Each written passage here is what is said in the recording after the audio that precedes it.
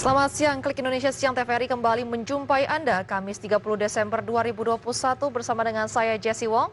Dan saya Pamela Safdia. Saudara, patuhi terus protokol kesehatan selama pandemi belum berakhir dan target vaksin belum terpenuhi. Tetap kencangkan protokol kesehatan 3M dan kita dukung program vaksinasi pemerintah agar pandemi ini segera berakhir. Dan saudara, langsung kita simak Klik Indonesia Siang selengkapnya. Saudara, gempa dengan kekuatan magnitudo 7,4 skala Richter mengguncang Maluku Barat Daya dan sekitarnya pukul 1.25 waktu Indonesia Barat pada hari ini. Badan Meteorologi, Klimatologi, dan Geofisika atau BMKG menyebutkan pusat gempa berada di 45 km dari Maluku Barat Daya. Dan saudara, untuk mengetahui situasi terkini pasca gempa magnitudo 7,4 di wilayah Maluku, kita akan bergabung dengan reporter Andi Nurlela. Mohon maaf saudara, sepertinya kita sedang mengalami gangguan koneksi dan kita akan beralih ke berita selanjutnya. Ya, saudara, Direktur Pencegahan dan Pengendalian Penyakit Menular langsung Kemenkes Siti Nadia Tarmizi mengatakan kasus COVID-19 di Kepulauan Riau, DKI Jakarta, dan provinsi lainnya mengalami peningkatan yang cukup signifikan pada pekan ini.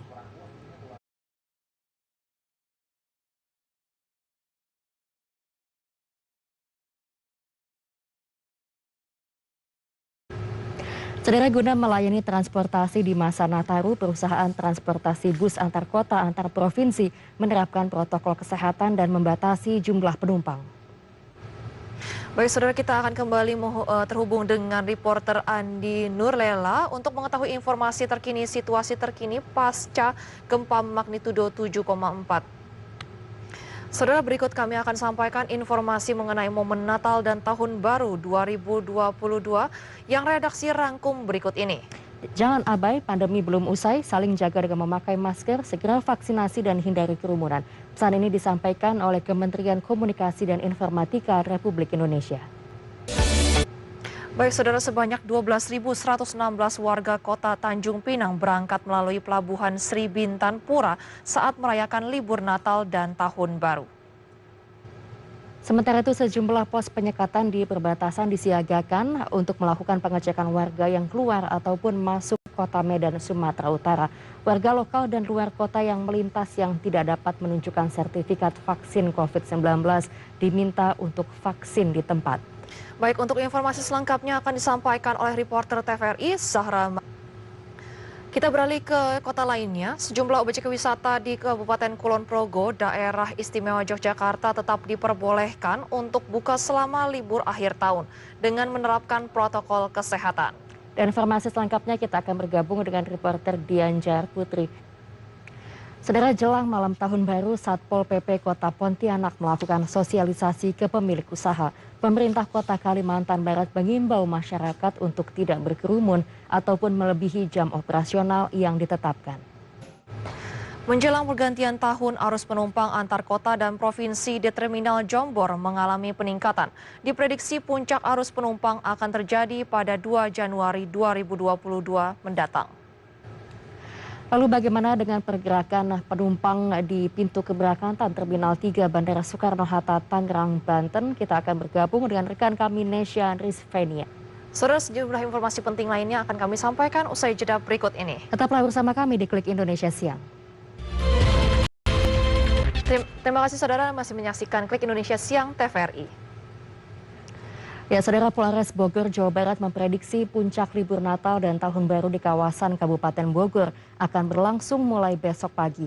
Sementara itu di Aceh, pemerintah Kabupaten Aceh Tamiang mendirikan posko checkpoint di sejumlah titik perbatasan untuk memantau pergerakan warga baik yang keluar maupun masuk ke wilayah Aceh Tamiang. Dan untuk mengetahui informasi selengkapnya kita akan bergabung dengan rekan kami Saudara, pada hari pergantian tahun, sejumlah kebijakan akan diberlakukan agar kondisi baik lalu lintas maupun kegiatan masyarakat lainnya dapat tetap berjalan secara kondusif. Di antaranya pemberlakuan ganjil genap dan crowd free night. Informasi selengkapnya kami hadirkan dalam grafis berikut ini. Saudara, ruas jalan nasional di Kabupaten Kutai Barat, Kalimantan Timur rusak parah. Akibatnya jalan yang menjadi satu-satunya penghubung antara Samarinda, Kutai Kartanegara, dan Kutai Barat ini mengalami Saudara Wakil Presiden Maruf Amin menyayangkan bahan baku untuk produk halal hingga saat ini masih impor meski industri halal telah berkembang di Indonesia. Wapres juga menginginkan agar produk halal ditunjang dengan inovasi agar dapat bersaing di pasar global.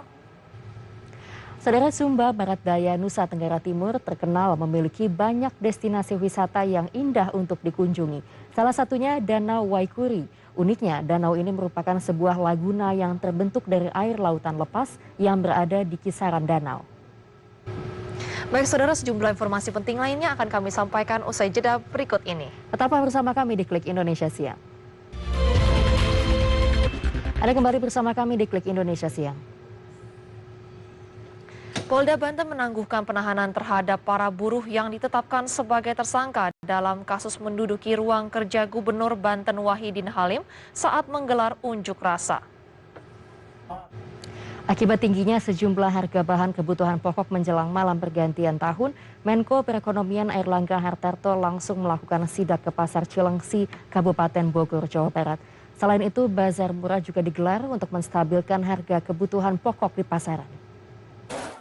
Saudara, guna memutus rantai gizi buruk dan percepatan penurunan stunting, literasi gizi perlu terus disosialisasikan agar masyarakat paham tentang gizi yang baik. Pemerintah telah mencanangkan target penurunan stunting hingga 14% pada 2024. Maggot atau larva lalat hitam kini telah menembus pasar internasional. Provinsi Sumatera Selatan sendiri telah mengekspor lebih dari 7.000 kg maggot ke negara Singapura. Baik saudara, informasi tadi sekaligus menutup perjumpaan kita dalam Klik Indonesia Siang hari ini.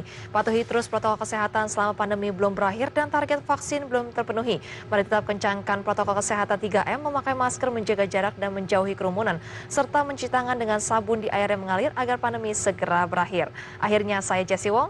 Dan saya Pamela Safdia mewakili kerabat kerja yang bertugas mengucapkan terima kasih atas kebersamaan Anda. Selamat siang dan sampai jumpa.